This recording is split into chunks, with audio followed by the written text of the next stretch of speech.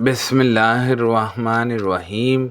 नबी करीम सल्लल्लाहु अलैहि वसल्लम एक दिन मदीने से बाहर निकले और शहदाए उहद पर नमाज़ पढ़ी जैसे मियत पर पढ़ते हैं। उसके बाद आप मिंबर पर तशरीफ़ लाए और फरमाया, मैं हौज़े कौसर पर तुमसे पहले पहुँचूँगा और क़यामत के दिन तुम्हारे लिए मिजार समान बनूँगा। मैं तुम पर गवाही दूंगा और अल्लाह की कसम मैं अपने हौज़े कौसर को उस वक़्त भी देख रहा हूँ। मुझे रोहे ज़मीन के ख़जानों की कुंजियाँ दी गई हैं और कसम अल्लाह की मुझे तुम्हारे बारे में ये खौफ नहीं कि तुम शिरक करने लगो। मैं तो उससे डरता हूँ कि कहीं दुनियादारी में पड़ कर एक दूसरे से रश्क हसद ना करने लगो। नबी करीम सल्लल्लाहु अलैहि वसल्लम एक मरतबा मदीने के एक बुलंद टीले पर चढ़े और फरमाया, जो कुछ मैं देख रहा हूँ क्या तुम्हें भी नज़र आ रहा है? मैं फितनों को देख रहा हूँ कि तुम्हारे घरों में वो उस तरह गिर रहे हैं जैसे बारिश की बूंदें गिरा करती हैं।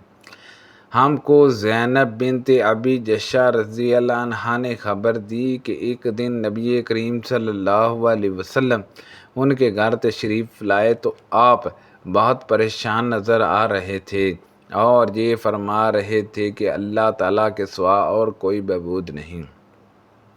अरब के लिए तबाही इस इशा से आएगी जिसके वाक़या होने का ज़माना करीब आ गया है।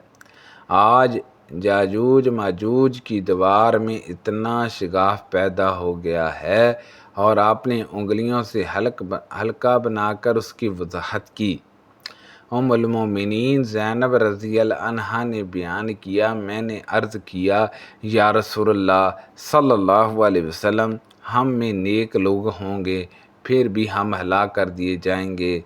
आप सल्लल्लाहु अलैहि वसल्लम ने फरमाया कि हाँ, जब खुबसतें बढ़ जाएंगी तो ऐसा होगा। नबी करीम सल्लल्लाहु अलैहि वसल्लम बेदार हुए तो फरमाया, सुबहान अल्लाह, कैसे कैसे खजाने उतर रहे हैं जो मुसलमानों को मिलेंगे और क्या क्या फितने फसाद उतरे हैं। मैं देख रहा हूँ कि तुम्हें बकरियों से बहुत मोहब्बत है और तुम इन्हें पालते हो तो तुम इनकी निगहदाश्त अच्छी किया करो और इनकी नाक की सफाई का भी ख्याल रखा करो, क्योंकि मैंने नबी करीम सल्लल्लाहु अलैहि वसल्लम से सुना, आपने फरमाया कि लोगों पर ऐसा ज़माना आएगा कि मुसलमान का सबसे उम्दा माल उसकी बकरियां होंगी, जिन्हें लेकर वो पहाड़ों की चोटियों पर चढ़ जाएगा। जैसे आपने सफ़ल जबल के लफ्ज़ फरमाए, वो बारिश गिरने की जगह में चला जाएगा। इस तरह वो अपने दीन को फितनों से बचाने के लिए भागता फिरेगा। रसूलुल्लाह सल्लल्लाहु अलैहि वसल्लम ने फरमाया, फितनों का दौर जब आएगा तो उसमें बैठने वाला खड़ा रहने वाले से बेहतर होगा, खड़ा रहने वाला चलने वाले से बेहतर होगा और चलने वाला दौड़ने वाले से बेहतर होगा। जो इसमें झांकेगा फितना भी उसे उचक लेगा और उस वक़्त जिसे जहाँ भी पनाह मिल जाए बस वहीं पनाह पकड़ ले ताकि अपने दीन को फितनों से बचा सके।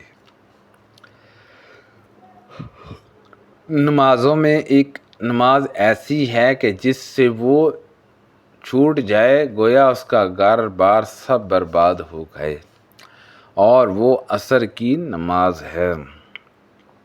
नबी करीम सल्लल्लाहु अलैहि वसल्लम ने फरमाया, मेरे बाद तुम पर एक ऐसा ज़माना आएगा जिसमें तुम पर दूसरों को मुकद्दम किया जाएगा और ऐसी बातें सामने आएंगी जिनको तुम बुरा समझोगे।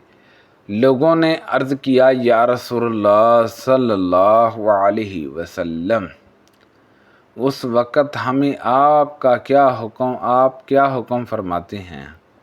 अन हज़रत सल्लल्लाहु अलैहि वसल्लम ने फरमाया कि जो हकूक़ तुम पर दूसरों के वाजिब हों इन्हें अदा करते रहना और अपने हकूक़ अल्लाह ही से मांगना, यानी सब्र करो अपना हक़ लेने के लिए, खलीफा या हाकिम वक़्त से बगावत ना करना। نبی کریم صلی اللہ علیہ وسلم نے فرمایا اس قبیلہ قریش کے بعض آدمی لوگوں کو ہلاک و برباد کر دیں گے۔ صحابہ نے عرض کیا ایسے وقت کے لیے آپ ہمیں کیا حکم فرماتے ہیں؟ ان حضرت صلی اللہ علیہ وسلم نے فرمایا کاش لوگ ان سے بس الگ ہی رہتے۔ محمود بن گلجان نے بیان کیا کہ ہم سے ابو داؤد طلسانی نے بیان کیا، کہا ہم کو شعبہ نے خبر دی، انہیں ابو التجاہ نے، انہوں نے ابو ذرا سے سنا، میں مروان بن حاکم اور حضرت ابو ہریرہ رضی اللہ عنہ کے ساتھ تھا۔ اس وقت میں نے حضرت ابو ہریرہ رضی اللہ عنہ سے سنا، انہوں نے کہا کہ میں نے سچوں کے سچے رسول کریم صلی اللہ علیہ وسلم سے سنا، آپ فرما رہے تھے کہ میری امت کی بربادی قریش کے چند لڑکوں کے ہاتھوں پر ہوگی۔ مروان نے پوچھا نوجوان لڑکوں کے ہاتھ پر؟ اس پر حضرت ابو ہریرہ رضی اللہ عنہ نے کہا کہ اگر تم چاہو تو میں ان کے نام بھی لے دوں کہ وہ بنی فلاں اور بنی فلاں ہوں گے۔ دوسرے صحابہ کرام تو رسول اللہ صلی اللہ علیہ وسلم سے خیر کے متعلق سوال کیا کرتے تھے، لیکن میں شر کے بارے میں پوچھتا تھا، اس خوف سے کہ کہیں میں ان میں پھنس نہ جاؤں۔ تو میں نے ایک مرتبہ رسول کریم صلی اللہ علیہ وسلم سے سوال کیا، یا رسول اللہ صلی اللہ علیہ وسلم ہم جاہلیت اور شر کے زمانے میں تھے، پھر اللہ تعالیٰ نے ہمیں یہ خیر و برکت اسلام کی عطا فرمائی، اب کیا اس خیر کے بعد بھی شر کا کوئی زمانہ آئے گا؟ ان حضرت صلی اللہ علیہ وسلم نے فرمایا کہ ہاں، میں نے سوال کیا اور اس شر کے بعد پھر خیر کا کوئی زمانہ آئے گا؟ آپ نے فرمایا کہ ہاں، لیکن اس خیر پر کچھ دعا ہوگا۔ میں نے عرض کیا وہ دعا کیا ہوگا؟ آپ نے جواب دیا کہ ایسے لوگ پیدا ہوں گے جو میری سنت اور طریقے کے علاوہ دوسرے طریقے اختیار کریں گے، ان میں کوئی بات اچھی ہوگی کوئی بری۔ میں نے سوال کیا کیا اس خیر کے بعد پھر شر کا کوئی زمانہ آئے گا؟ ان حضرت صلی اللہ علیہ وسلم نے فرمایا کہ ہاں، جہنم کے دروازوں کی طرف بلانے والے پیدا ہوں گے، جو ان کی بات قبول کرے گا اسے وہ جہنم میں جھونک دیں گے۔ میں نے عرض کیا یا رسول اللہ صلی اللہ علیہ وسلم ان کے اوصاف بھی بیان فرما دیجئے۔ ان حضرت صلی اللہ علیہ وسلم نے فرمایا کہ وہ لوگ ہماری ہی قوم و مذہب کے ہوں گے، ہماری ہی زبان بولیں گے۔ میں نے عرض کیا پھر اگر میں ان لوگوں کا زمانہ پاؤں تو میرے لیے آپ کا حکم کیا ہے؟